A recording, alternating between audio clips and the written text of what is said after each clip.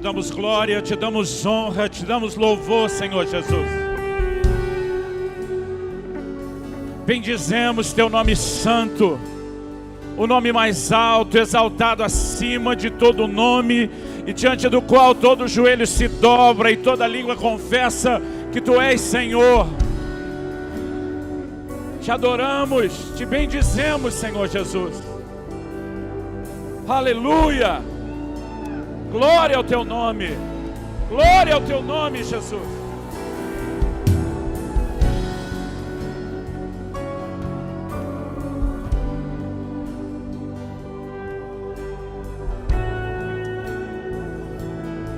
Glória a Jesus. Aleluia. Aleluia. Você pode se assentar.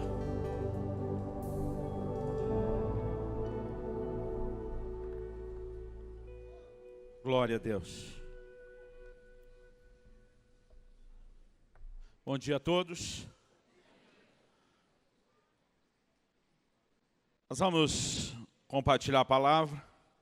Eu queria só manter aqui a tradição de falar um pouquinho de alguns livros antes. Espero que você tenha dormido bem, tido uma noite reparadora, mas tenho certeza que seu espírito vai receber muito de Deus essa manhã.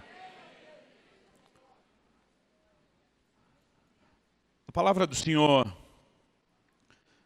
nos fala claramente, quando perguntaram ao Senhor Jesus qual era o maior de todos os mandamentos, ele nem titubeou, ele respondeu na lata e diz: amarás ao Senhor teu Deus de todo o teu coração, com toda a tua alma, com todo o teu entendimento, com todas as suas forças.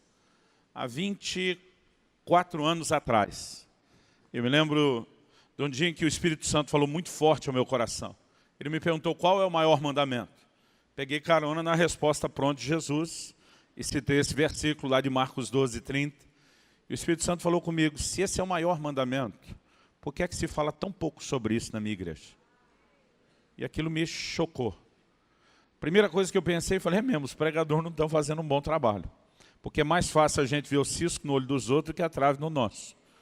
Falei: nunca vi ninguém pregar sobre o assunto. Eu já tinha visto, obviamente, menções durante a mensagem, da importância de voltar ao primeiro amor, mas alguém abordar, desenvolver o tema, eu fiquei pensando, nunca vi nenhum pregador falar disso. E na hora que eu me flagrei julgando os outros, foi quando o Espírito Santo falou: e você, por que é que nunca pregou sobre isso? Eu emudeci, eu não tinha resposta. Eu tomei uma decisão naquele dia, finalzinho de março ou começo de abril de 1994. Então, está quase para completar 24 anos. Eu decidi que eu ia enfiar a cara na Bíblia e tentar entender melhor o primeiro mandamento. E depois de entender, eu me dedicaria a procurar viver e praticar. Para, em terceiro lugar, ensinar. A Bíblia diz que Esdras dispôs o seu coração para entender a lei do Senhor, para praticá-la e para ensiná-la. E eu decidi seguir esses 3 passos. E o que de melhor a gente tem nessas últimas 2 décadas ensinado sobre o primeiro amor, sobre amor pelo Senhor, a gente resumiu nesse livro aqui: De Todo o Coração, Vivendo a Plenitude do Amor ao Senhor. Quero encorajar você, né, se puder, adquirir o livro e principalmente lê-lo. Né? Mais do que você levar, é permitir que seu coração seja ministrado por ele. Fiz uma propaganda no primeiro dia, na primeira manhã, desse livro aqui, Fora do Alcance das Crianças. A plenitude de Deus está esperando você crescer. Nós sabemos que temos uma herança, mas o livro de Gálatas diz que o filho, né, enquanto menino, embora herdeiro, em nada difere, né, dos escravos na casa.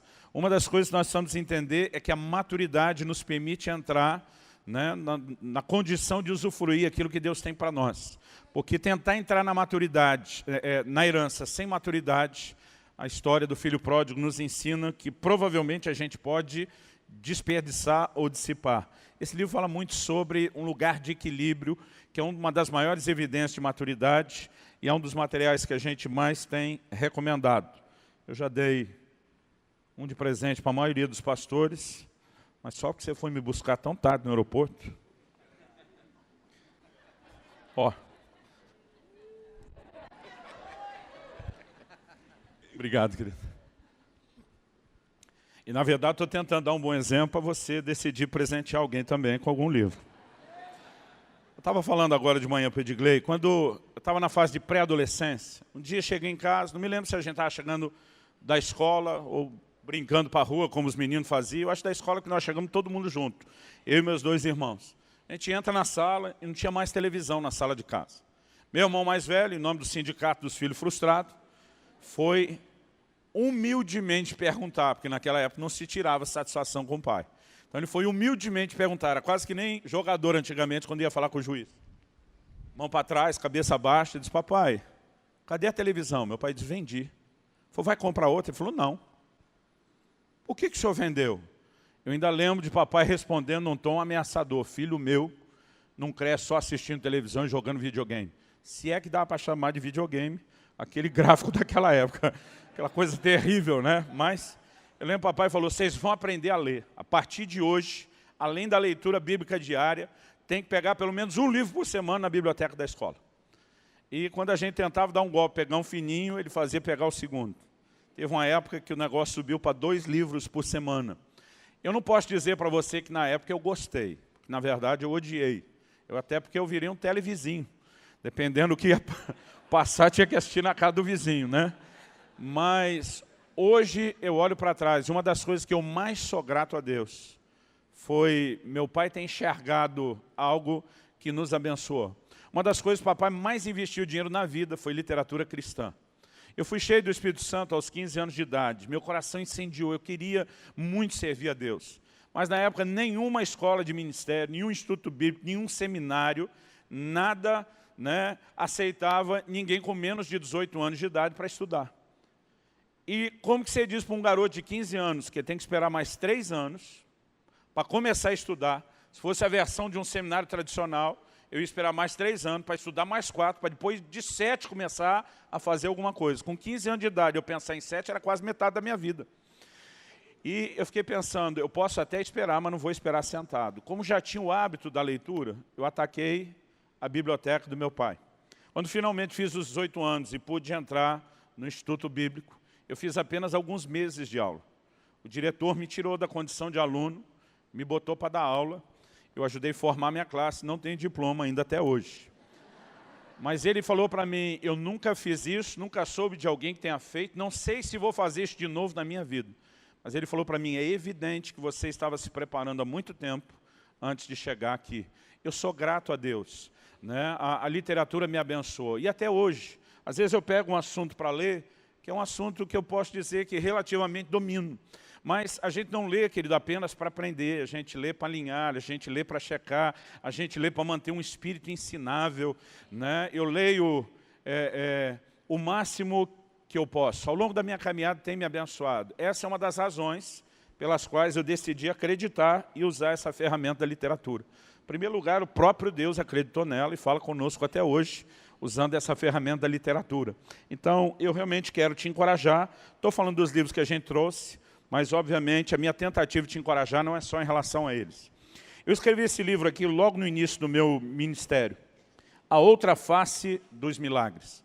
Comecei num ministério itinerante, focado só em curas e milagres, pela graça de Deus, vendo muita intervenção do Senhor, mas Deus começou a falar comigo sobre o que eu chamo do lado não ensinado dos milagres. O propósito nesse livro é falar sobre a motivação da busca. Nós sabemos, a Bíblia diz que Deus é galardoador dos que o buscam. Ninguém vai discutir que Deus não só pode, como Ele quer abençoar e intervir. Por favor, diga amém. Mas eu descobri que quem busca Deus só por aquilo que Ele faz, acaba deixando de desfrutar quem Ele é. Mas quem busca Deus pelo que Ele é, inevitavelmente também terá o que Ele faz. Até porque o que Ele faz é uma extensão do que Ele é. A Bíblia nem faz essa desassociação. A Bíblia diz que Deus é galardoador dos que o buscam. Então, é um material que eu acredito que pode te ajudar muito também nesse sentido. Um dos clássicos do nosso ministério é esse livro aqui, O Agir Invisível de Deus. Quando eu contei ontem de manhã sobre aquela experiência do que o anjo falou no acidente, esse é o livro onde a gente tem procurado ensinar a respeito da soberania de um Deus que usa circunstâncias que a gente não entende para trabalhar em nosso favor.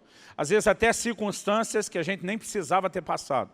Por exemplo, aquele naufrágio que Paulo e aquele povo do navio vão parar na ilha de Malta, eu diria que era um naufrágio desnecessário. Se tivessem ouvido a direção de Deus, aliás, Paulo faz o que ontem, falando de Eliseu, eu brinquei ser o papel da esposa no casamento. Eu falei, eu disse, se eles tivessem me ouvido, nada disso teria acontecido. Mas ainda que eles tenham falhado e não ouvir, Deus ainda conseguiu tirar lucro da situação e trazer um avivamento para uma ilha, porque Deus tem a capacidade de fazer com que todas as coisas cooperem para o bem daqueles que o amam e são chamados segundo o seu propósito. Mas além de falar da soberania de Deus de um lado, é uma mensagem de fé e confiança do outro. A gente fala muito sobre como Deus usa as circunstâncias para nos fazer crescer. E eu acredito que é um dos nossos melhores materiais que vai te abençoar também. A nossa última publicação foi esse livro aqui, O Propósito da Família. A importância da visão familiar na relação com Deus. Na primeira parte do livro eu falo sobre família. Na segunda eu falo sobre casamento. E na terceira eu falo sobre a vida conjugal, a relação do casal. Mas apesar de 2 terços do livro ser sobre casamento, eu não escrevi ele pensando só nos casados. Eu diria que até em primeiro lugar eu pensei no solteiro. Porque a melhor hora de se preparar para o casamento é antes de casar e não depois. Tem gente que espera primeiro casar, começar a bater cabeça, quebrar a cara, para depois tentar arrumar as coisas.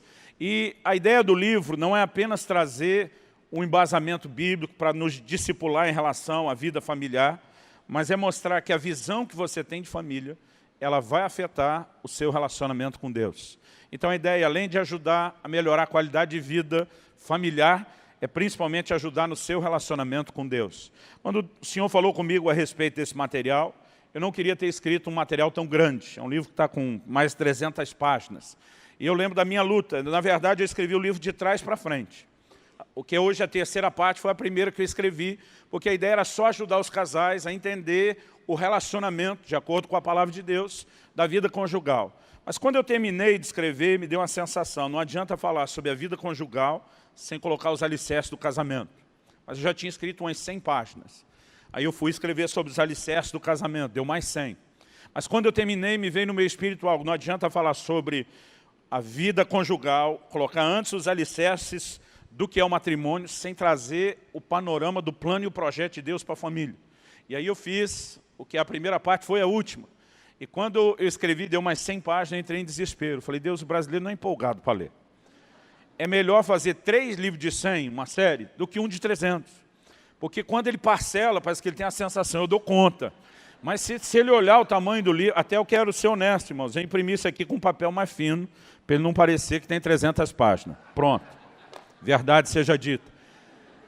Eu estava nessa agonia, nessa angústia, e eu me lembro de um evento que eu estava ministrando, numa cidade aqui do Nordeste.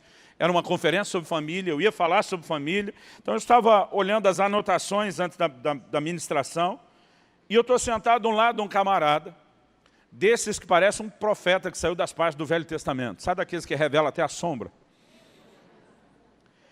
Eu estou ali olhando minhas coisas, esse camarada do lado, de repente, ele me dá um tapa no ombro e diz, ei, está escrevendo um livro novo? Porque eu estava pensando no assunto que ia ministrar, que era um dos capítulos do livro, eu comecei a pensar no livro. E eu lembro que, interiormente, sem verbalizar, eu falei, Deus, minha mente diz, como editor, que eu tinha que fazer 3 livros de 100. Meu coração diz que eu tenho que fazer um manual de ensino bíblico sobre 300. Normalmente é o coração e não a mente que está certo. Falei, mas dessa vez, eu preciso que o Senhor fale comigo um pouquinho mais claro.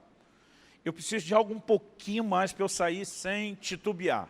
Eu estava orando sobre isso, ele me cutucou e falou, está escrevendo um livro novo?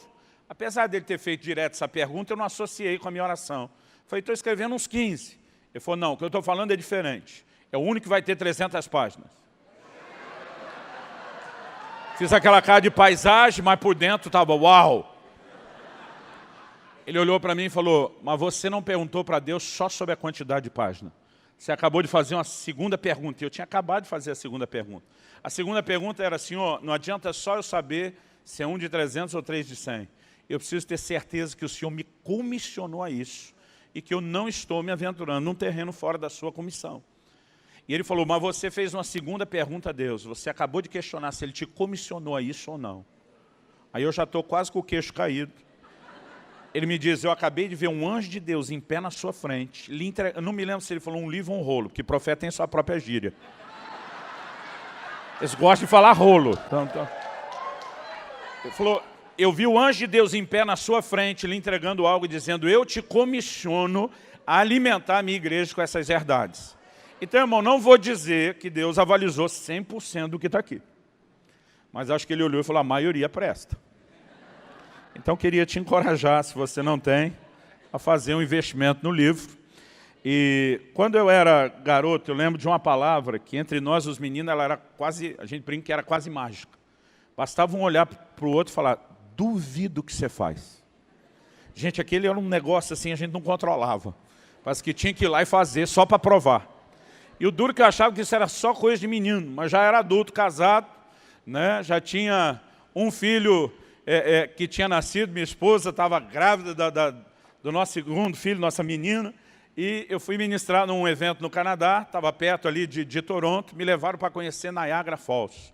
Era inverno, boa parte daquelas quedas d'água congelada, estava menos 15 graus do lado de fora. A gente estava assim, com aquele monte de blusa, cachecol, gorro, luva, mas ninguém aguentava ficar do lado de fora, o nariz congelava, né? Era uma coisa terrível. E nós fomos procurar abrigo numa lojinha de souvenir que era quente para poder tirar a blusa. Quando a gente estava ali dentro, um dos discípulos meus que foi comigo olhou para mim e falou, duvido que você tire uma foto lá fora sem camisa. Eu olhei para ele e falei, mas aquele duvido, irmão, começou a martelar na minha cabeça.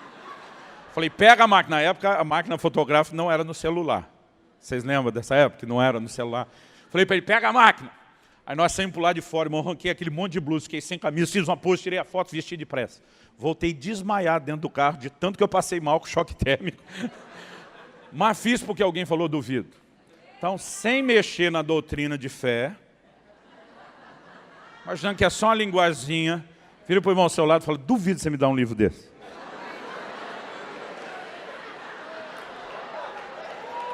Vai que funciona.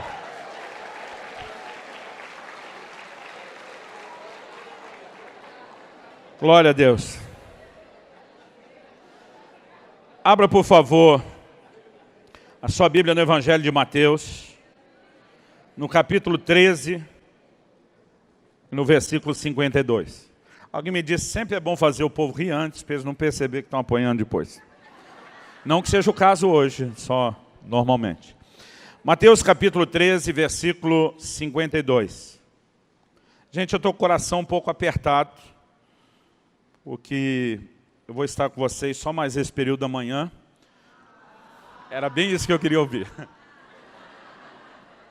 Eu já estou há 1 mês e meio ausente da minha cidade, graças a Deus, viajando com a minha família até 2 dias atrás, mas ausente da minha igreja, da minha cidade, já são 5 domingos que eu estive fora e eu não podia estar, obviamente, ausente nesse domingo.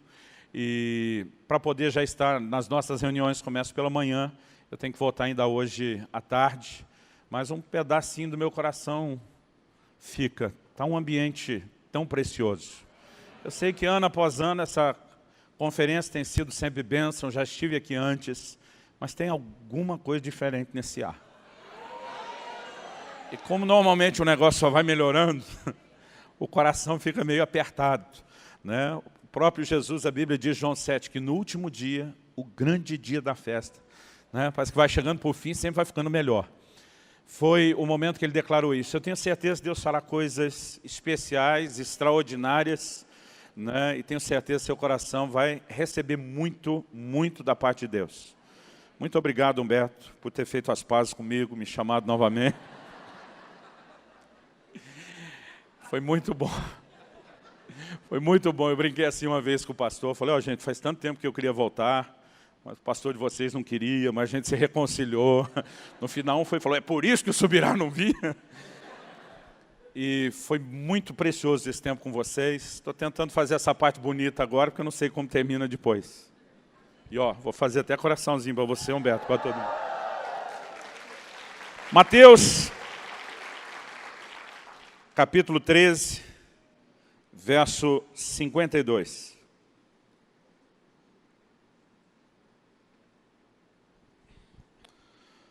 Então lhes disse, por isso todo escriba versado no reino dos céus é semelhante a um pai de família que tira do seu depósito coisas novas e coisas velhas. Você pode repetir isso comigo? Diga, coisas novas e coisas velhas. Uma outra versão diz, ele lhes disse, a NVI, por isso todo mestre da lei, instruído quanto ao reino dos céus, é como dono de uma casa, que tira do seu tesouro coisas novas e coisas velhas. Uma outra versão diz, só coisas novas e velhas. O Senhor Jesus usa um exemplo que as pessoas não tinham nenhuma dificuldade de entender, aqueles que o ouviam, que estavam à sua volta. Quando ele fala de um escriba, a NVI traduziu o mestre da lei, porque o escriba, pelo seu conhecimento, também passava a ser um mestre da lei. Mas quem era o escriba? Como o próprio nome diz, era alguém que escrevia, fazia cópias dos livros da palavra de Deus. Então, eles não tinham na ocasião o que eu e você temos hoje, uma versão impressa, digital, como a que eu estou usando, e a forma de perpetuar os manuscritos para as próximas gerações era continuamente fazer cópias deles. Eu estive alguns dias atrás visitando Qumran, ali perto do Mar Morto, o local onde encontraram os famosos manuscritos do Mar Morto. Impressionante a técnica que os essênios desenvolveram, de não apenas fazer as cópias nos manuscritos que eram usados com pedaços de couro, mas eles desenvolveram a capacidade de, depois de enrolá-lo, envolvê-lo com uma resina, ninguém sabe explicar ao certo, provavelmente algo ali daquela área do Mar Morto, e guardá-los naquelas cavernas, num ambiente de tão baixa umidade, dentro de vasos de barro. E quando encontraram esses manuscritos ali, perto de 1950, eles datavam de 1000 anos antes do que qualquer outro manuscrito que a gente tinha acesso. Eles não foram nenhuma novidade, no sentido de dizer, uau, descobrimos alguma coisa que não tinha. Mas, por exemplo, o livro de Isaías é um dos que foram achados, várias cópias do livro inteiro, de ponta a ponta, sem faltar nenhum fragmento. E é impressionante a precisão que isso nos leva a ter de como eles obedeciam essa formalidade em alta fidelidade de fazer as cópias do livro sagrado, da lei de Deus. Para mim, uma das melhores técnicas de memorização, ela está relacionada à visualização, e para mim escrever sempre me ajudou a memorizar. Na minha adolescência, eu copiei livros inteiros da Bíblia à mão. Isso me ajudou a memorizar muitos versículos. Agora, eu fiz isso algumas vezes com alguns poucos livros. Tento imaginar alguém que fazia isso todo santo dia, Tento imaginar alguém que vivia fazendo cópias dos livros da lei de Deus. Os caras conheciam toda a ortografia, literalmente. Quando Herodes, por exemplo, quer saber onde é que vai nascer o Messias, quem que você acha que ele manda chamar? Os escribas, os mestres, os doutores da lei, os caras que conheciam profundamente a Bíblia. Então, por isso que o termo escriba, muitas vezes, é apresentado como mestre da lei. Agora, o que é que Jesus está dizendo? Ele diz, o reino de Deus é semelhante a um homem que do seu tesouro tira coisas novas e velhas. Jesus está falando isso em conexão com o exemplo que ele deu do escriba. E ele diz que o escriba é versado no reino de Deus, instruído no reino de Deus. Ele está falando do conhecimento que o escriba tem. Qual é o tesouro do escriba? É o seu conhecimento da palavra. O próprio Jesus, ainda que fosse o verbo encarnado, ele o tempo todo lança a mão das escrituras conhecidas, já reveladas aos homens, para comprovar o plano e o propósito de Deus. Quando ressuscitado aparece aos discípulos no caminho de Emaús, a Bíblia diz que ele lhes provou, começando por Moisés, passando pelos profetas, indo até os Salmos, que era a forma como era dividida para eles o Velho Testamento. É como se hoje a Bíblia dissesse que ele foi de Gênesis a Apocalipse. E ele lhes provou pelas Escrituras que convinham que aquelas coisas acontecessem assim. O tesouro do escriba, que Jesus está chamando de instruído no reino de Deus, é o seu conhecimento da palavra. E ele diz que ele tira do seu depósito ou do seu tesouro coisas novas e coisas velhas. Algo que Deus tem chamado a minha atenção nos últimos anos e tem me incitado a falar bastante sobre isso, é que o reino de Deus não é baseado somente em novidade. Não é apenas algo que nós vivemos o tempo todo dizendo, ele é fundamentado apenas de coisas novas, mas também de coisas velhas. E eu quero tomar essa declaração de Jesus e seguir agora para um outro texto, onde ele também fala sobre coisas novas e velhas. Vá comigo lá para Lucas 5, no versículo 36, onde Jesus diz o seguinte: também lhes disse uma parábola. Ninguém tira um pedaço de veste nova e o põe em veste velha, pois rasgará a nova e o remendo da nova não se ajustará à velha. Quando Jesus começa a dizer ninguém tira, ele não está tratando de impossibilidade. Ele não está dizendo que se alguém tentasse fazer, não conseguiria. Ele está dizendo que ninguém faz porque não há bom senso nisso. Não há a menor inteligência nesse tipo de atitude. Então ele diz, ninguém tira um pedaço de veste nova e o põe em veste velha, pois rasgará a nova e o remendo da nova não se ajustará à velha. A NVI diz, ele estragará a roupa nova, além de que o remendo da nova não se ajustará à velha. Vamos pensar aqui junto. Hoje, quando a gente fala de roupa, a gente pensa na nossa realidade. Roupa, naqueles dias, nos tempos de Jesus, eles não tinham a indústria têxtil, como nós temos. Eles não tinham as facilidades que nós temos, desde a produção de tecido até a confecção de roupa. Roupa era um artigo artesanal. Como as leis de oferta e demanda sempre influenciaram os índices econômicos, nós podemos dizer que a incapacidade de produzir em larga escala, né, não fazia da roupa necessariamente o artigo mais barato. Eu lembro quando, no ano passado, a ANAC começou as mudanças, a Agência Nacional de Aviação Civil começou aqui as mudanças, para dizer que agora haveria um preço para a passagem só com a bagagem de mão e outra onde você tem que comprar a bagagem extra. Começou um protesto, uma choradeira, uma reclamação, porque às vezes nós vamos ficar 2, 3 dias fora de casa e precisamos de muita mala. Porque a gente pensa, tem a roupa que eu vou usar na manhã, tem a roupa que eu vou usar à tarde, tem a roupa que eu vou usar à noite, tem aquela que se eu sujar eu preciso, tem aquela que se fizer frio, né? E a gente hoje tem uma mentalidade que às vezes não nos ajuda a entender como eles se comportavam. Que naquela época, eles quando viajavam, em primeiro lugar não tinha essa logística que nós temos. Hotel à beira da estrada, né? Loja de conveniência, lugar para parar e comer, não era nada disso. Aliás, às vezes eles viajavam sem mala nenhuma. Jesus disse para sair sem levar ou se preocupar com 2 túnicas. Era muito comum você lendo o registro da antiguidade, não só o que você enxerga ali nas entrelinhas da Bíblia, gente que viajava com a roupa do corpo. No meio do caminho achava um lugar para tomar água, para se banhar, para lavar o corpo, às vezes esperava a roupa secar, às vezes saía secando pelo caminho. É com esse tipo de mentalidade que eu quero que você pense em alguém que está com a roupa não meramente suja, mas já rota, rasgada, precisando de um trato. Esse camarada tem acesso a uma roupa, a uma muda de roupa nova. Dá para classificar isso como a solução do seu problema. E você não precisa nem de muita inteligência para entender o que precisa ser feito. É só, nesse momento, descartar a velha e se apropriar, utilizar a nova. O problema estaria resolvido. Agora Jesus diz, ninguém numa circunstância como essa, em vez de pegar a roupa nova para vestir, vai dizer, não preciso disso tudo não. Só está faltando um pedaço aqui na minha velha. Então recorta só um pedaço dessa nova aí, costura do lado de cá e o problema está resolvido. Jesus está dizendo, ninguém faz isso.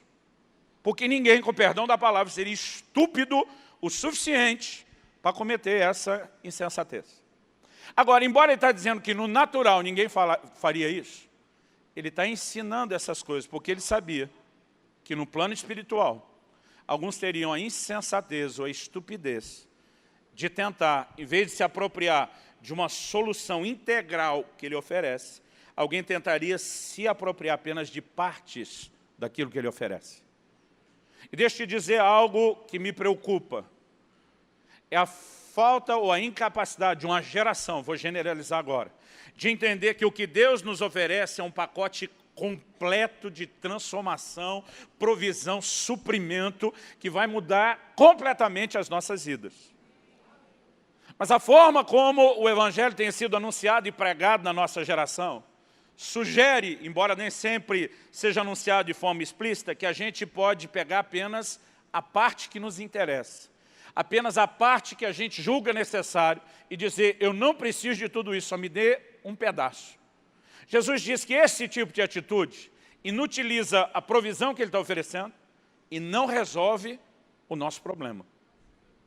Agora deixa eu te dizer algo. Eu louvo a Deus, querido, que muita coisa a igreja avançou nas últimas décadas.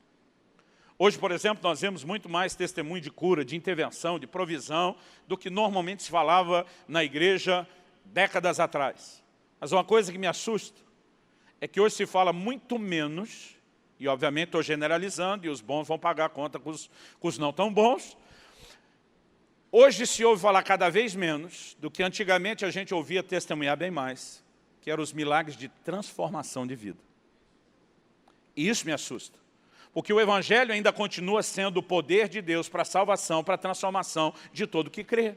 O Senhor Jesus ainda é o mesmo de ontem, hoje e será eternamente.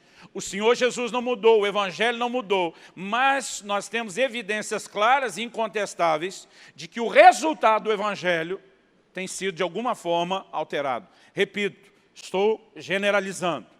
Agora, algo que Deus tem falado ao meu coração, que o nosso principal problema é não observar advertências como essa. Enquanto Deus está oferecendo uma roupa nova, e roupa, querido, ela fala da condição do homem diante de Deus. De Gênesis, onde o homem se vê nu e precisa ser vestido por Deus, e Deus não aceita que se viste de qualquer forma, até Apocalipse, onde Deus fala sobre vestes brancas, ou lavar as vestes no sangue do Cordeiro. De Gênesis a Apocalipse, veste fala da condição do homem diante de Deus. O apóstolo Paulo usa essa linguagem da veste, dizendo que nós temos que nos despir do velho homem com seus feitos e temos que nos vestir do novo homem. Então há uma mudança de roupa. E quando nos achegamos a Cristo, Deus quer que a gente pegue essa roupa velha e diga, nada disso presta. Nada disso serve mais. O Evangelho, querido, não é algo que propõe Deus ficar remendando o estilo de vida que nós tínhamos. Ele está dizendo, descarta o que você trouxe até hoje e eu tenho uma roupa completamente nova para você. Eu vou te vestir de forma diferente. Agora, qual é o nosso problema? É acreditar que apesar de no natural ninguém fazer isso, no espiritual a gente poderia. E como igreja, nós temos falhado em achar que dá para remendar algumas coisas em vez de trocar de roupa. E a razão que eu colocaria talvez como uma das principais que nos leva a ter esse tipo de mentalidade é a nossa incapacidade de ver o todo, o pacote completo. Nós temos uma mentalidade que eu tenho classificado como uma mentalidade de departamentalização. A gente não consegue enxergar o bolo todo, a pizza inteira. A gente olha uma fatia ou outra. A gente olha um pedaço ou outro. Deixa eu tentar te dar alguns exemplos que ajude você a situar algum conhecido seu. Que é melhor falar dos outros do que da gente, né? Vamos começar falando a respeito de como nos relacionamos com a Bíblia. Qualquer boa livraria evangélica que você entrar, você vai achar para comprar uma caixinha de promessa. Agora, duvido você achar uma caixinha de exortação. Por que você não vai achar? Porque não tem. Por que não tem? Porque ninguém é louco de investir dinheiro numa coisa que não vende. Por que não vende? Porque nós não queremos exortação, nós só queremos promessa. A gente passa a se tornar seletivo sobre qual a parte da palavra de Deus que nos interessa. Qual a parte da palavra de Deus que a gente quer ouvir. E é para esse tipo de atitude e comportamento que nós somos inclinados, que Josué se levanta para declarar no final dos seus dias. E ele fala clara e abertamente sobre isso. Josué 23, de 14 a 16. Ele diz, tudo quanto Deus falou por boca de Moisés, seu servo, vai se cumprir. Ele diz, para o bem e para o mal. O que ele está dizendo? A palavra de Deus, toda ela é a verdade. Não apenas uma parte dela é verdade. Não é apenas a parte que Deus diz, eu vou abater os cananeus diante de vocês, eu vou entregar a terra na mão de vocês, mas cada vez que o Senhor diz, mas se depois de tudo isso, vocês pecarem contra mim da mesma forma como eu tirei a terra deles, eu tiro de vocês, da mesma forma que eu julguei eles, eu julgo vocês. Josué está dizendo, tudo que ele falou vai se cumprir. A palavra de Deus é a verdade ela toda. Agora, eu percebo que um crente, irmão, às vezes tem a capacidade de se agarrar a uma promessa. Deus, a tua palavra é verdade. O Senhor disse, eu tenho um compromisso, porque aquilo é interessante para ele. Mas quando a palavra de Deus está falando a respeito de um outro assunto da vida dele, ele não bate o pé para dizer, isso é verdade, e para levar a sério. Porque de alguma forma, por não ser tão interessante, ele excluiu aquilo, ele departamentalizou e falou, o que interessa é essa parte aqui. Conhece alguém que age assim? Vamos falar a respeito de oração. Na cabeça da maioria de nós, Talvez a definição de oração deveria ser: oração é o meio através do qual eu consigo de Deus tudo o que eu quero. Pastor, o senhor quer dizer que não dá para conseguir de Deus o que eu quero? Não. Não estou dizendo que isso não tenha um tanto de verdade. Estou dizendo que está longe de ser a verdade toda sobre oração. Jesus diz: nada tendes pedido em meu nome até agora. Pedi e recebereis para que a vossa alegria seja completa. Paulo escreve a Timóteo e fala de Deus que nos provê ricamente, simplesmente porque Ele quer que essas coisas possam trazer prazer, aquilo que nos apraz. Eu não estou dizendo que Deus não quer fazer algo que eu e você possamos de fato desejar e nos posicionar diante dEle para receber. O problema é definir oração só como sendo isso. Porque oração também deveria ser, em contrapartida, um meio através do qual Deus consegue de mim o que Ele quer. E não só o meio através do qual eu consigo de Deus tudo o que eu quero, também deveria ser o meio através do qual Ele consegue de mim o que Ele quer. É o que a gente aprende com Jesus. Quando no jardim do Getsêmani Ele se ajoelha para dizer: seja feita não a minha, mas a tua vontade. Oração deveria ser parte de um ambiente de rendição, onde eu e você muitas vezes vamos abrir mão do que queremos para que a vontade dEle é que se estabeleça. Jesus nos ensinou que a vontade de Deus se estabelece por meio da oração. Venha teu reino, seja feita a tua vontade. E há momentos que a oração vai ser o meio através do qual Deus consegue o que Ele quer, e não só o meio através do qual eu e você conseguimos o que queremos. Mas, de alguma forma, essa nossa incapacidade de ver o todo, enxergar o pacote inteiro e olhar só aquilo que nos interessa, tem revelado ou demonstrado essa nossa mentalidade de departamentalização. De vez em quando, eu tenho tentado servir o corpo de Cristo realmente sem fronteiras denominacionais. E eu tenho andado em todos os tipos de círculos. De vez em quando eu chego num evento, principalmente quando é de liderança, e normalmente não falo de que igreja eu sou, né? Não procuro gastar tempo na apresentação falando sobre isso, mas de vez em quando um me aborda e diz: de que denominação você é? Eu entendo o propósito da pergunta. Ele quer saber quais são os fundamentos da minha fé, a minha escola teológica, a minha linha de pensamento. Mas normalmente quando eles me fazem essa pergunta, eu dou uma resposta que deixa eles um pouquinho mais em dúvida do que antes de ter feito a pergunta. Eu normalmente respondo: depende. O cara me olha e diz: como assim depende? Eu falei: depende do assunto que você quiser conversar, a doutrina que você quiser abordar, minha denominação muda. Porque aí os caras ficam me olhando com a cara. Irmão, como a maioria das denominações surgiram? Surgiram de um processo de restauração de Deus da sua igreja. Quando você estuda a história, não precisa ser só a história cristã. A história secular vai falar de um momento na vida da igreja que é chamado de o período das trevas. 1000 anos, onde a igreja se distancia absurdamente do que era a sua conduta e o seu padrão no início. É no final desses 1000 anos do período de treva que começou o que 500 anos atrás nós passamos a chamar de a reforma protestante. A reforma era o caminho de volta, o caminho de restauração. Você lembra que em Atos capítulo 3, de 19 a 21, o apóstolo Pedro pregando, ele diz: arrependei-vos e convertei-vos para que venham os tempos de refrigério da parte do Senhor. Envie-lhe o Cristo. O que é esse envie-lhe o Cristo? Não está falando da primeira vinda. Ele diz: o qual já dantes vos foi indicado. Foi indicado quando? Na primeira vinda. Então envie-lhe o Cristo é a segunda vinda. Ele diz: o qual convém que os céus contenham, segurem, até o tempo da restauração de todas as coisas, como falou Deus pela boca dos seus santos servos, os profetas. Independente de qual seja a sua cronologia escatológica, de como se darão os eventos do tempo do fim, algo que ninguém pode negar. Uma das marcas do final dos tempos será um tempo de restauração de todas as coisas, como Deus falou pela boca dos seus servos, os profetas. E a igreja está vivendo um processo de restauração. Então, de repente, se levanta um Lutero e diz: gente, vamos parar com essa palhaçada de que salvação é mérito. Salvação se recebe pela fé, é uma expressão da graça de Deus, tem que ser abraçada pela fé. E Lutero, quando levanta e resgata essa verdade, ele começa a atrair seguidores, que até hoje se chamam de luteranos, que defendiam a salvação pela fé e não pelas obras. Mas isso não era tudo que precisava ser restaurado. Então, daqui a pouco, surge um grupo dos batistas, tendo os anabatistas por trás de si na história, defendendo. Não, tem um batismo diferente do que nós estamos praticando. É um batismo onde se afunda mesmo o camarada para testemunhar a morte e sepultamento com Cristo, tira da água para testemunhar que ressuscitou com Cristo, porque essa fé que salva requer identificação com o que Jesus fez. E de repente as pessoas começam a dizer a verdade, tem isso aqui também, e começam a se unir em torno disso, e surgem principalmente os batistas.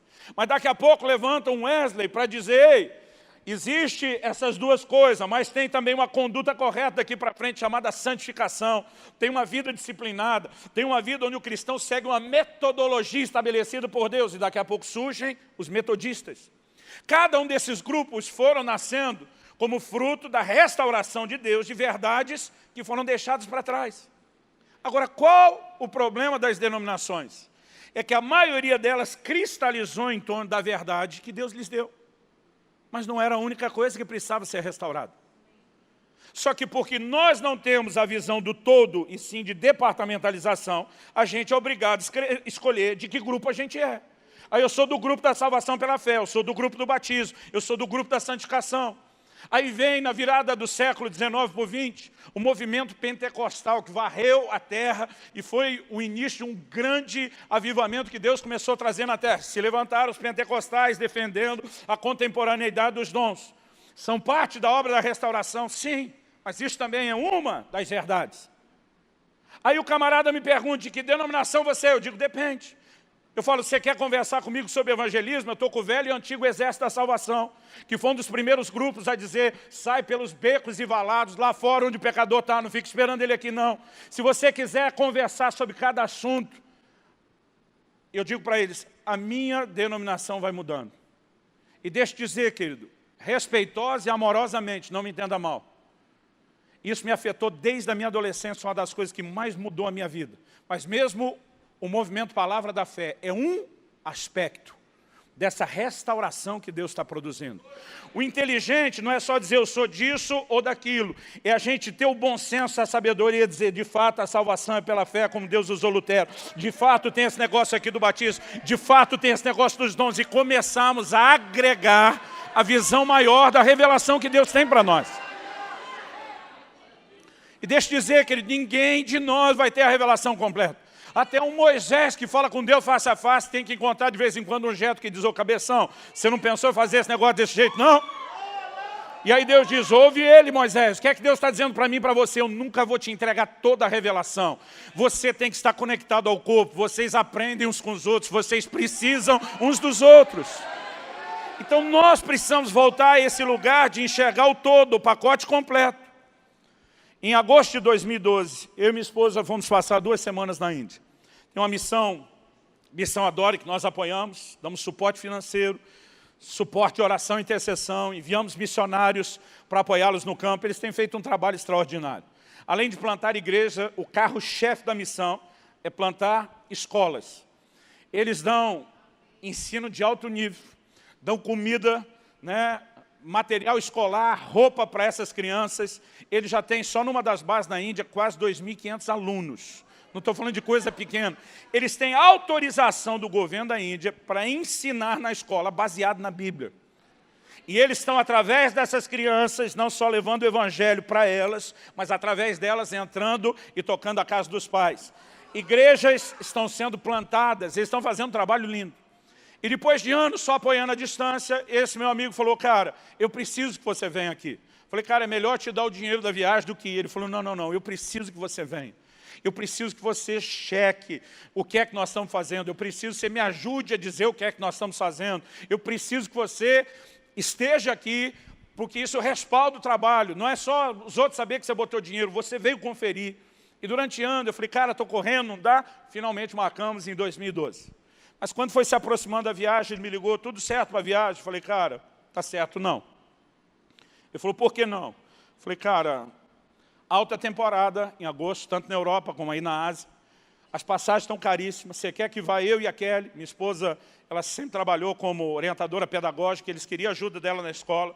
Eu falei, o desafio está grande e eu não tenho condição nesse momento de investir essas passagens, eu acho que não é a hora. Eu lembro que ele falou, e quando que um desafio financeiro te parou quando você queria fazer alguma coisa?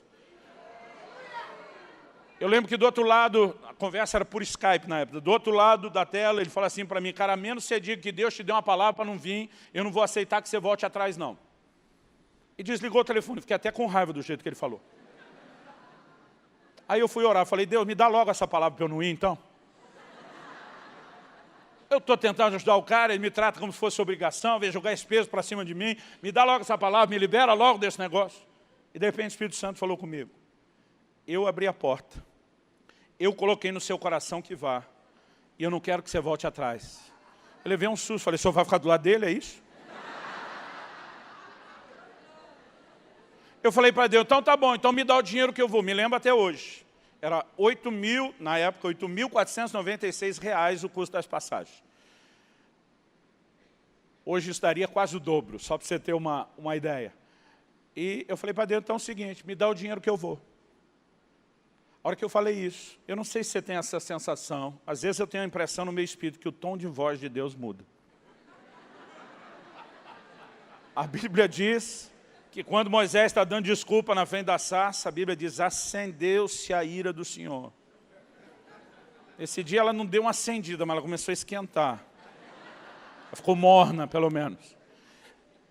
O Espírito Santo falou comigo, esse é o planejamento de ter o dinheiro primeiro para gastar depois, você faz quando for suas viagens de família. Quando eu te mando ir, você me obedece, não questiona. Eu levei um susto, falei, tá bom. Tá bom. Eu te obedeço, eu não questiono. Mas tem o seguinte, o senhor quer que eu vou, o senhor é responsável, concordo que o senhor é responsável por suprir, mas no que eu puder, além de não te ajudar, eu vou te atrapalhar. Irmão, a fé às vezes faz a gente surtar, e aquela hora me deu um surto de fé. Eu falei, o senhor vai fazer isso sozinho. Eu falei, se eu fosse domingo, na frente da igreja, pedisse ao meu povo para me ajudar a bancar essa viagem, sabendo o que eu vou fazer, eu tenho certeza que eles me ajudariam. Pois agora não falo para ninguém, não peço para ninguém, o senhor te vira. Passei a mão no telefone, liguei para a agência, falei, emite as passagens. Como é que vai pagar? Falei, depois nós resolvemos, emite essas passagens. Eu me lembro até hoje, sexta-feira 13. Dia de azar. Sexta-feira 13 de julho de 2012. E eu falei para Deus, agora é contigo, te vira. Sexta-feira que vem, que era o dia 20, eu estava pregando em Florianópolis, lá em Santa Catarina. No final do culto, um irmão me procura, fazia umas semanas. Falou, pastor, eu vim de uma outra cidade, quando soube que o senhor ia estar aqui, queria te ouvir pregar. Falei, que benção, irmão. Ele falou, mas não vim só para te ouvir pregar. Deus colocou no meu coração te procurar e Ele mandou te ajudar numa viagem que o senhor vai fazer. Pensei, mais uns 10 desses, resolve. Eu falei, que legal. O senhor tem uma viagem a fazer? Realmente tenho. Precisa de ajuda? Vai ser bem-vinda. Aí ele falou, olha, eu não trouxe comigo o dinheiro, se o senhor pudesse me dar alguma conta para eu depositar depois. Falei, claro, irmão, o nome de Jesus está aqui, ó, toma conta. Passei o número de conta para ele, ministrei, a sexta, o sábado à noite voltei de carro para Curitiba, dá umas 3 horas, ia pregar nos cultos domingo. Domingo aquela correria, esqueci. Na segunda de manhã, acordei um pouquinho mais tarde, meu dia de descanso, tive meu tempo com Deus. Fui fazer o que semanalmente, pelo menos eu faço, sentar e dar uma checada nas finanças. Quando acesso a conta bancária, levei um susto. Tinha um depósito de R$ 8.490 na minha conta. Peguei o código da agência, chequei, era da cidade que ele disse de onde tinha vindo. Comecei a rir, minha esposa falou, o que você está rindo? Falei, mostrar aquelas passagens para a Índia? Falei, sei. Eu falei, lembra que eu te contei de um cara que queria ajudar? Sim, falei, ele fez o depósito. Ela falou, com quanto ele ajudou? Falei, não é com quanto ele ajudou, é o quanto faltou. Falei, só faltou R$ 6 para não pagar. Ela, como assim? Falei, um cara mandou R$ 8.490. Está aqui na minha conta, já entrou. Aí eu comecei a rir, falei, só vou pagar R$ 6. Eu estava nessa parte da conversa, meus filhos voltando da escola estavam entrando. Meu filho Israel falou, não, R$ 6, deixa comigo. Aí ele puxou, pera que não terminou ainda. Ele puxou os R$ 6, foi isso aqui, meu dinheiro de lanche, eu posso abrir, eu quero te ajudar. Pai, eu falei, filho, dá 5 para o papai, deixa o papai pagar 1. Para dizer que o papai pagou alguma coisa, ajudou alguma coisa. Nós estamos rindo ainda com isso, o telefone toca. Quando atendo, era o irmão que fez o depósito. Falei, pastor, aqui é fulano de tal. Desculpa a curiosidade, o senhor já olhou a conta? Falei, olhei. O depósito entrou? Falei, entrou. Ele falou, desculpa perguntar, pastor, eu não quero ser intrometido. Ele falou, acertei o valor? Eu falei, na verdade, faltou R$ 6. Aí do outro lado ele falou, é que Deus me disse que não chegava em 8.500, então mandei 8.490. Falei, na próxima vez Deus falar que não chega em 8.500, manda 8.499. Vai errar por 6. Eu estou brincando com ele, ele falou, mas aí que o senhor está enganado, não errei. Se o senhor olhar a contabilidade da venda dos seus materiais, alguém deixou um troco de oferta lá. Eu falei, já soube disso. Ele falou, o troco é meu, a margem de erro está coberta lá dentro. Eu falei, meu filho, toma os seus R$6, menino. Fomos para a Índia. Eu nem precisava contar isso na mensagem, mas eu senti de inspirar a fé de alguns de vocês. Fomos para a Índia, estamos lá ministrando. Pensa num negócio tenso, irmão. Eu já tive em 40 e tantos países, nenhum me impressionou mais, negativamente falando, em termos do desafio do Evangelho, do que a Índia. Porque na Índia, conversão é proibido por lei. Eles não têm problema com crenças diferentes. A Índia não é só o berço do hinduísmo, é o berço do budismo. Mas lá tem cristianismo, tem islamismo, tem tudo quanto é tipo de ismo. Um hindu, por exemplo, acha um absurdo quando o ocidental diz convertir o hinduísmo, porque para eles não existe conversão. Isso antes de virar lei já era uma forma de pensamento, uma estrutura de comportamento cultural, que eles têm um sistema de caste, do jeito que nasceu, vive e morre. Então na cabeça dele, nasceu hindu, vai ser hindu o resto da vida. Nasceu cristão, qualquer outra coisa, não vira hindu, fica aí no seu. Eles não querem converter ninguém, mas também não querem que ninguém tente converter os deles. Então, a conversão é proibida por lei, inclusive, além do sistema cultural.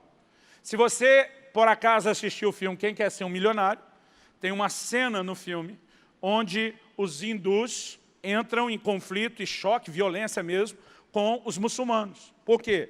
Porque eles também pregam conversão, os muçulmanos, não são só os cristãos. E a razão do choque é justamente esse. Aí nós estamos lá, uma das primeiras reuniões, fomos participar de um batismo. Irmão, o batismo é o maior atestado público de que alguém mudou de fé. Então o batismo teve que ser feito escondido, para evitar os problemas da perseguição.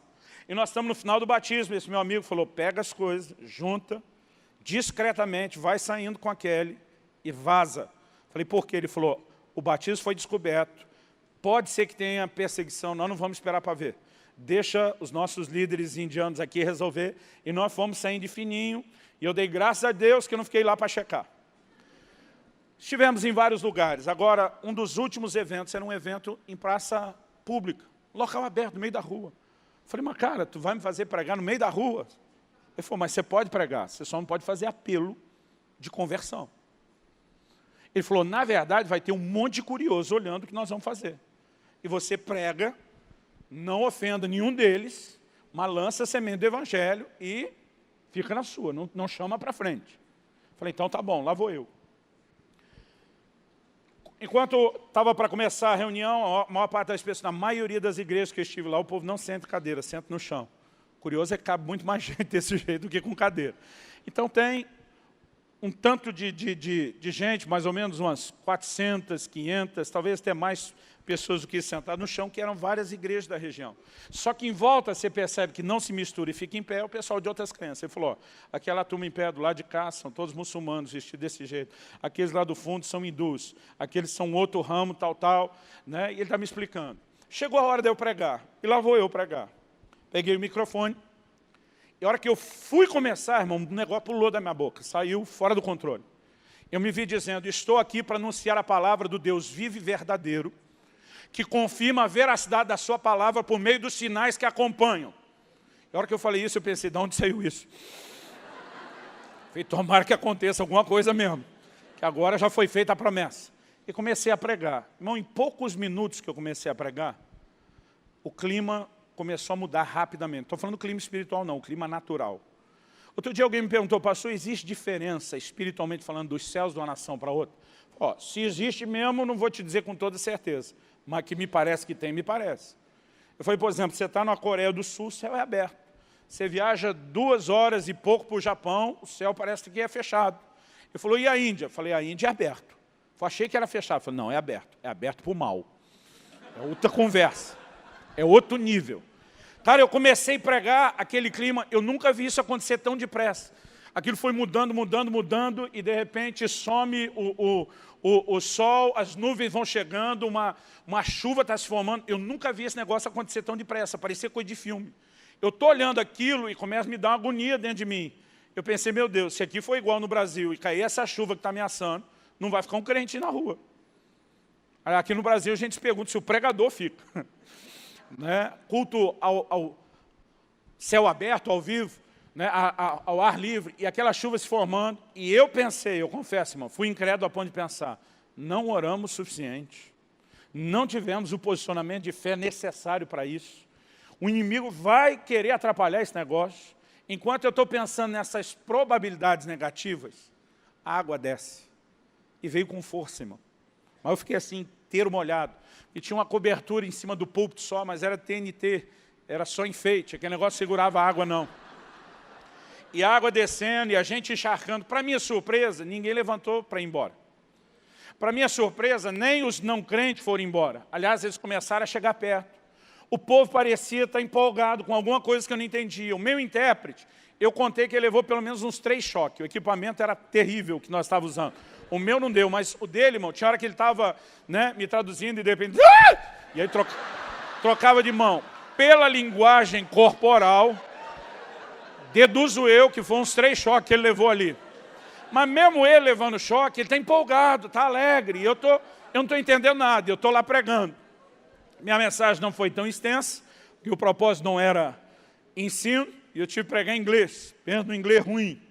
Eu não sei quem era o pior, eu ou o meu intérprete, mas a gente estava ali debaixo de unção, a coisa estava fluindo, mas eu tinha intenção de não ser extenso.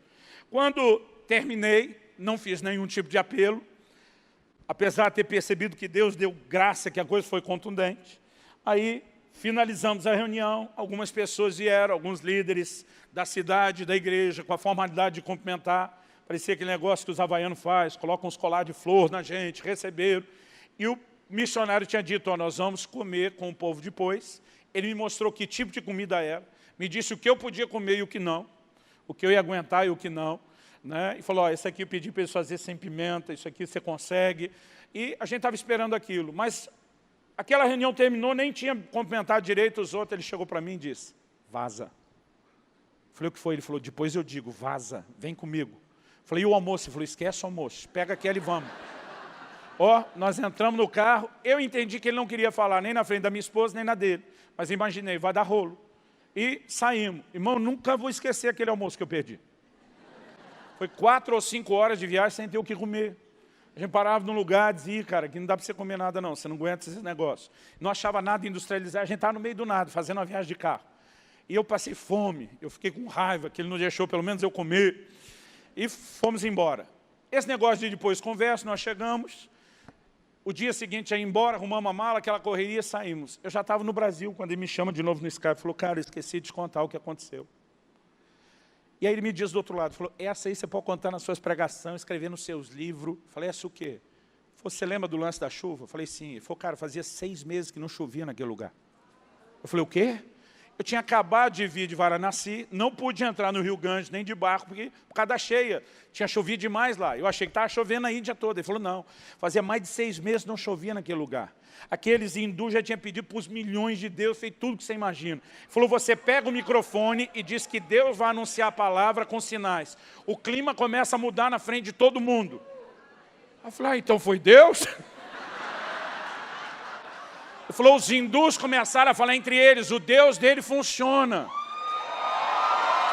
Os chefes dos hindus já estavam dizendo, nós vamos pegar esse cara, porque vai dar conversão aqui. Ele falou, então nós vazamos para te poupar. Eu falei, pois quero te agradecer que eu pedi aquele almoço agora. Por causa dessa conversa, eu estou empolgado com o testemunho, mas eu estou pensando, meu Deus, o que é viver? Eu já estou em casa, já voltei. O que é viver num país com essa tensão de toda hora que você prega, ficar pensando na perseguição, no que é que vai acontecer? Várias das igrejas dele já foram destruídas. Eles já tiveram situações terríveis. Falei, cara, não consigo imaginar algo pior para uma igreja do que enfrentar essa oposição, a conversão e a perseguição que vocês têm. Falei, eu acredito que esse é o pior problema que uma igreja pode ter. Ele falou, de jeito nenhum. Eu falei, como não? Ele falou, Luciano, nós temos a unção de Deus, sinais que testificam o evangelho. Eu falei, eu sei disso, eu vi isso acontecer. Eu falei, então deixa eu te explicar de outro jeito. Os muçulmanos também pregam conversão, não é só a gente. Eles não têm o que nós temos. Eles não têm um convencimento sobrenatural para acontecer, não têm a força de sinais. Eles estão diante da mesma oposição cultural e legal de conversão. E mesmo assim estão crescendo aqui na Índia. Ele disse, estão crescendo mais do que nós. Ele disse, se não é problema para eles, por que é que tinha que ser problema para a gente? Eu falei, nunca pensei nisso antes. Eu falei, o que você acha que é o problema? Ele falou, para mim o problema é a forma como a nossa geração resolveu pregar o Evangelho. Ele falou, quando alguém se converte ao Islã, ele tem que ajustar totalmente a sua vida ao novo código de crença que é o Corão. E aí dele se não fizer isso. O camarada não pode tentar simplesmente ajustar o Corão à sua vida. É a vida dele que ajusta ao Corão, senão ele está morto. Literalmente morto. Tanto que você não vai encontrar no Islã nenhuma versão light. O que você tem são variações de radicalidade. O radical, mais ainda, o louco, o absurdamente fanático. Mas são níveis de radicalidade para cima, nunca para baixo. Então ele falou, Luciano, o cara que converte ao Islã, ele não ajusta o Corão à sua vida. Ele tem que ajustar a vida dele ao Corão. Ele falou, o problema é que a gente, no afã de botar todo mundo dentro da salvação, a gente passou a sugerir que eles podem ajustar o Evangelho à vida deles, em vez de ajustar a vida deles ao Evangelho. E de repente me cai a ficha que é disso que Jesus está falando. Eu estou te oferecendo uma roupa nova. Não é para você pegar só o pedaço que te interessa e colocar do lado de cá. Ou você pega o pacote todo ou não funciona. Irmão, preste atenção, a igreja brasileira está pregando o Evangelho com prazo de validade. É o que Jesus fala nos versículos seguintes aqui de Lucas, que nós lemos. No 36, ele falou da veste. No 37, ele diz, ninguém põe vinho novo em odres velhos, pois o vinho novo romperá os odres. Em tornar-se ao vinho, os odres se estragarão. Pelo contrário, vinho novo deve ser posto em odres novos e ambos se conservam. E ninguém, tendo bebido vinho velho, prefere o novo, porque diz o velho é excelente. Jesus está falando que o vinho novo é uma obra nova de Deus, e a obra nova de Deus não se ajusta numa estrutura velha de vida. Por que eu e você temos que renovar a nossa mente? Não é só, irmão, para ter fé que antes não tinha. Nós temos que nos ajustar aos valores de Deus. Ele está dizendo, quando se coloca o vinho novo numa estrutura velha, tem prazo de validade, vai arrebentar. Vai perder o odre e vai perder o vinho. No último censo, eu falei ontem que nós já éramos 40 milhões de evangélicos. Mas sabe o que é triste? Desde que a gente era 30 milhões, tem uma estatística que acompanha.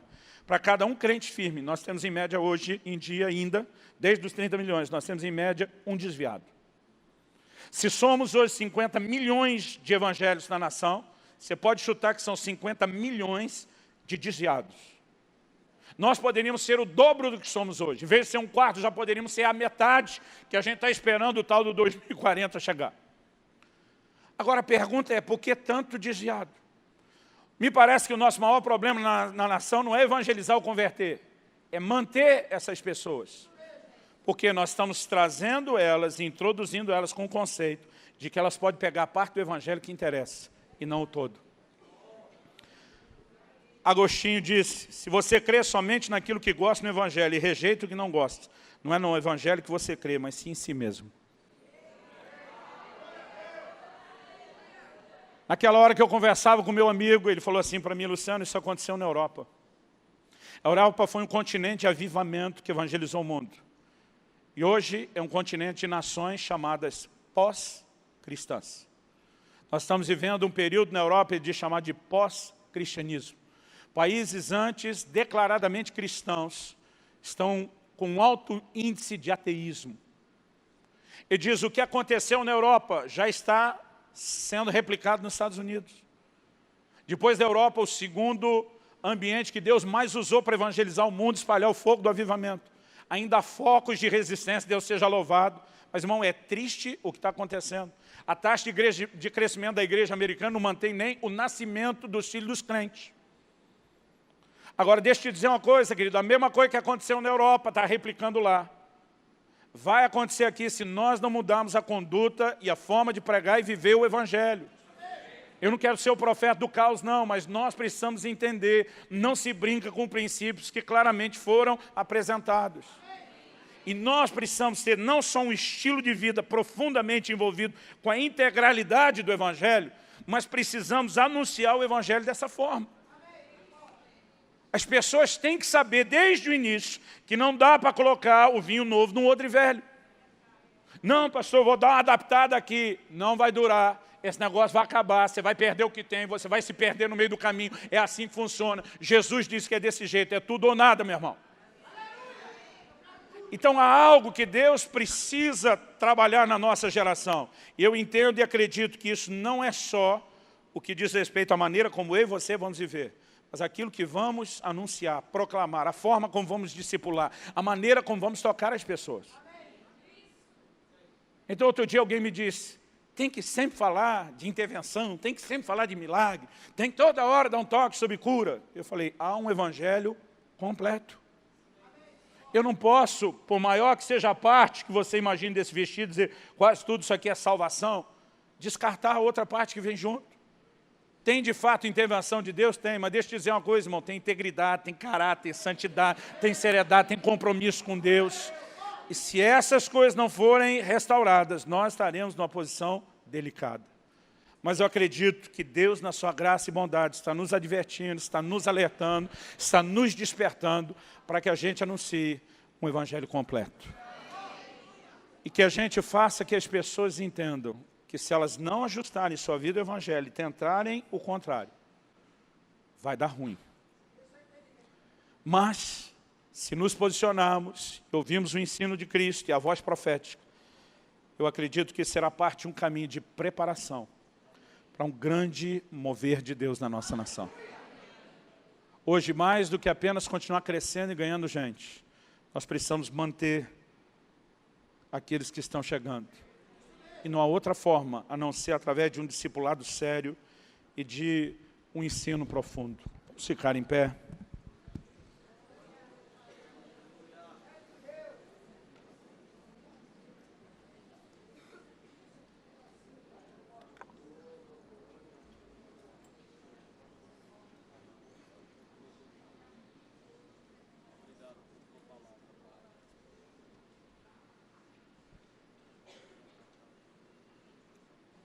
O apóstolo Paulo diz, em nada tenho a minha vida como preciosa, contanto que eu complete a carreira e o ministério que recebi de Jesus nosso Senhor, de anunciar o evangelho da graça de Deus. Sabe quando foi que Paulo disse isso? Depois que Ágabo o envolve com o próprio cinto, e diz, assim farão ao dono desse cinto. Irão prendê-lo em Jerusalém. Sabe o que é interessante? O profeta só falou o que ia acontecer. Não falou absolutamente nada do que Paulo tinha que fazer. Até porque o propósito do profeta não é dar direção sobre o que ninguém faz. É simplesmente falar o que tem que falar. E a gente tem que ter a maturidade de saber até onde a gente fala e não ficar tentando interpretar ou dar opinião em cima do que Deus falou. O profeta fala e fica quietinho. Ele não vai além daquilo que Deus entregou. Mas a palavra de Deus diz que as pessoas à volta de Paulo começaram a dizer para ele, não vá, faz isso não vai. E no versículo 22 de Atos 20, Paulo diz, agora constrangido em meu espírito, vou para Jerusalém, não sabendo o que ali me acontecerá. Está falando dos detalhes. Senão que o Espírito Santo de cidade em cidade me assegura que me esperam cadeias e tribulações. O que Paulo está explicando aqui? Está dizendo, gente, Deus mandou esse profeta não para me advertir que eu não vá. Esse profeta só veio me lembrar o que o Espírito Santo já me fala, cidade em cidade, o que é que me espera. São cadeias, são tribulações. Esse homem de Deus só veio me lembrar qual será o preço da minha obediência.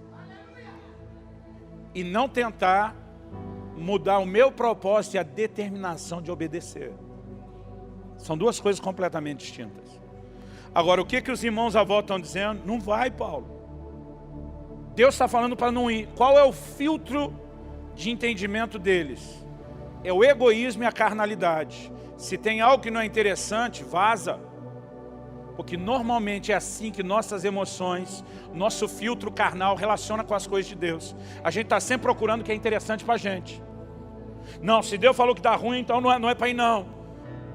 Sabe, querido, de alguma forma, se nós não nos alinharmos a uma percepção mais profunda do que o Espírito Santo quer de nós, nós sempre vamos ter a inclinação de buscar o que é o nosso interesse. Eu acredito que Deus vai restaurar essa estirpe de homens e mulheres de Deus, que vão dizer, não importa o quanto me custa, eu vou andar dentro do trilho, eu vou andar dentro do plano e dentro do propósito de Deus. Eu vou cumprir aquilo que Deus me chamou para cumprir e ponto final. Porque o Evangelho não é o Evangelho dos nossos interesses. Irmão, por mais que Deus vai fazer coisas extraordinárias na minha e na sua vida, nós precisamos entender que ao longo da caminhada nós temos que nos anular, nós temos que nos negar.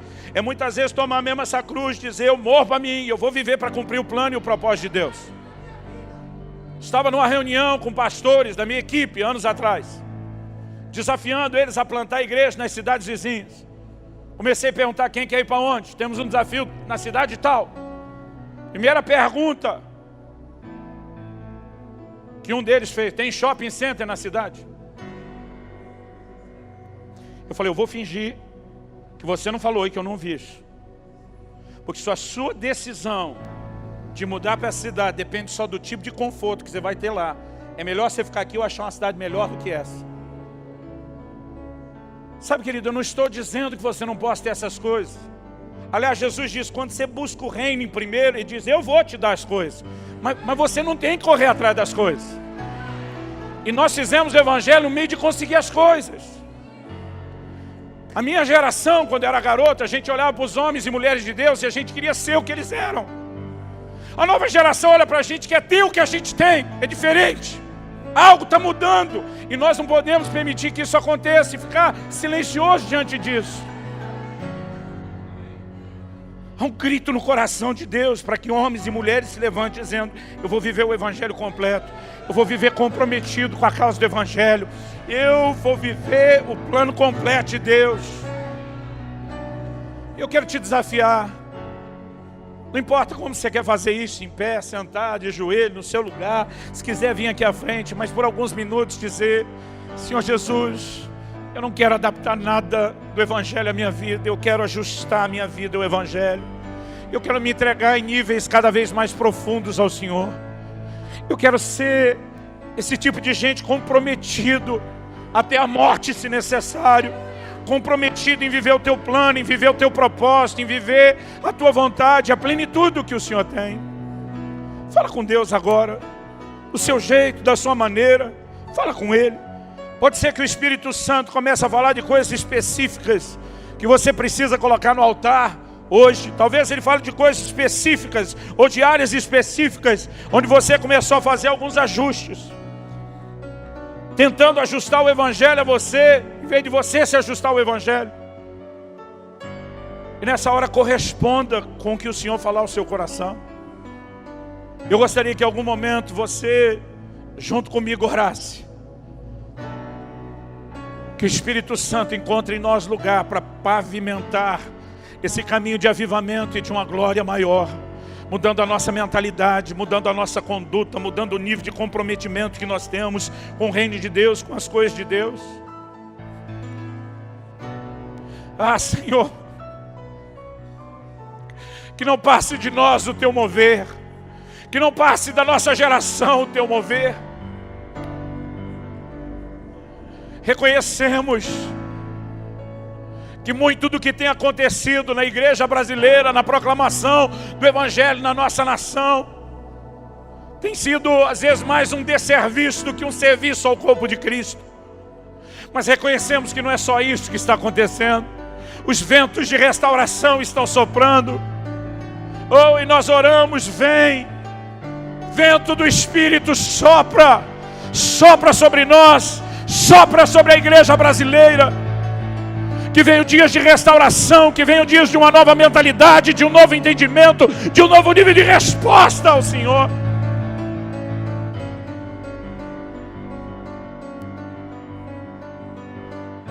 Reconhecemos que muitas vezes, Senhor, o nosso filtro de carnalidade nos leva a procurar o que são os interesses que podemos lucrar com isso.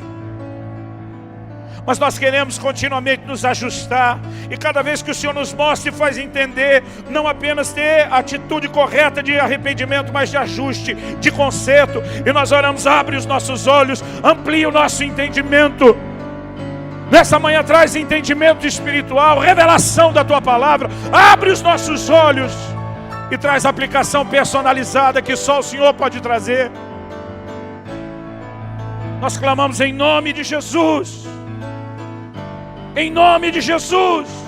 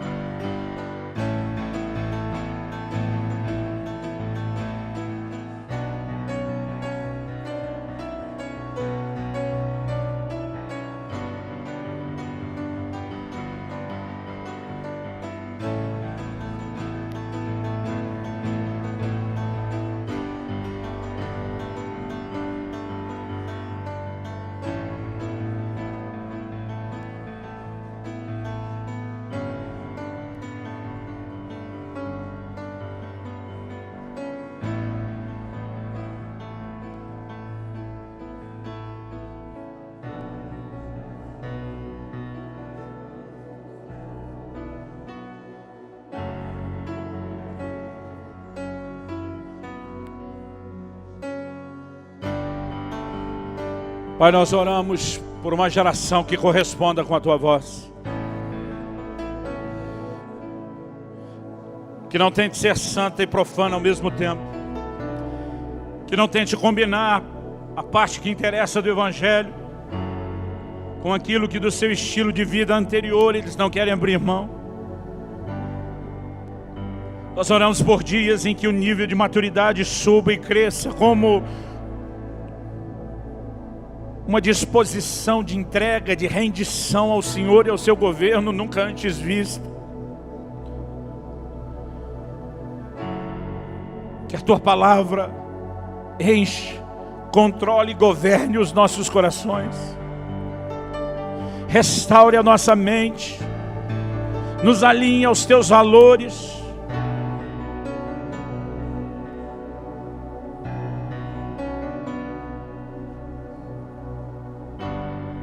Nós oramos em nome de Jesus. Em nome de Jesus. E começando por nós, Senhor,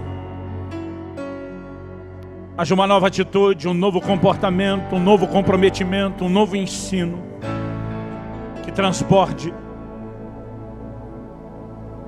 tocando a vida de muitos outros e pavimentando dessa forma o caminho de manifestação da Tua glória. Nós oramos em nome de Jesus. Em nome de Jesus. E para a glória de Deus. Se você crê e concorda, diga amém. Se você recebe essa palavra, diga eu recebo em nome de Jesus.